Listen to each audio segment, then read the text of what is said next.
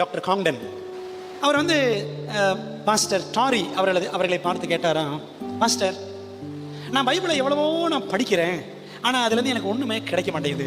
I am not at all profit, எனக்கு எந்த பயனும் கிடைப்பது போல் தெரியவில்லை அப்படின்னு சொன்னார்.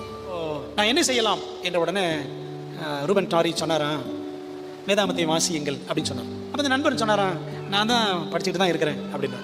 வேற என்ன செய்யறது, இன்னும் நன்றாக வாசியுங்கள், ஆழ்ந்து படியுங்கள் அப்படின்னு சொன்னார். சரி, நான் என்ன படிக்கலாம், பைபிளில் நான் எதை எடுத்து படிக்க வேண்டும்? டாரி சொன்னார், ஏதாவது ஒரு புத்தகத்தை எடுத்து கருத்தோடு படியுங்கள் அப்படின்னு சொன்ன உடனே, என்ன புத்தகத்தை படிக்கலாம்னு சொன்னோன்னே ரூபன் டாரி சொன்னாரா, 2 பேதுரு நிருபத்தை ஆராயுங்கள். சரி, எப்படி ஆராய்வது? ஒரு நாளைக்கு 12 முறை 2 பேதுரு புத்தகத்தை வாசியுங்கள்.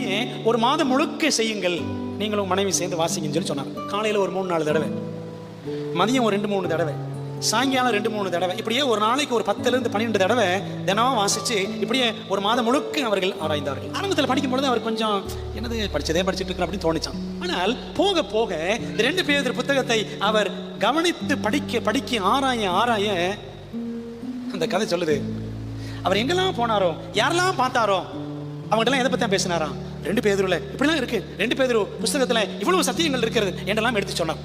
அவனுடைய வருகை பற்றி எல்லாம் பேச ஆரம்பிச்சான். அந்த புத்தகத்தை, அந்த 3 அதிகாரங்களை அவர் வாசித்து அந்த பகுதியை என்ன ஆயிடுச்சான், கருப்பாயிருச்சான். மனைவி கிட்ட அவர் சொல்றாரு, என்ன சொல்றாரு, ஏமா பாத்தியா, நான் அந்த 2 பேதுரு புத்தகத்தை இந்த பகுதியை நான் படிச்சு அந்த பக்கமே என்ன ஆயிடுச்சு, ஒரு மாதிரி கருப்பாயிடுச்சு.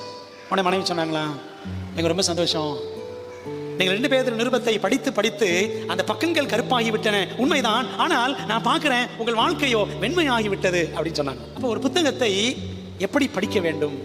நம்ம என்ன செஞ்சிடறோம், சும்மா மேலோட்டமாக படிச்சு போயிடும், அப்படிதானே? இது ஒரு முக்கியமான சம்பவம். ஆர்ச்சர் டாரி தன்னுடைய நண்பருக்கு சொல்லிக் கொடுத்த ஒரு முறை.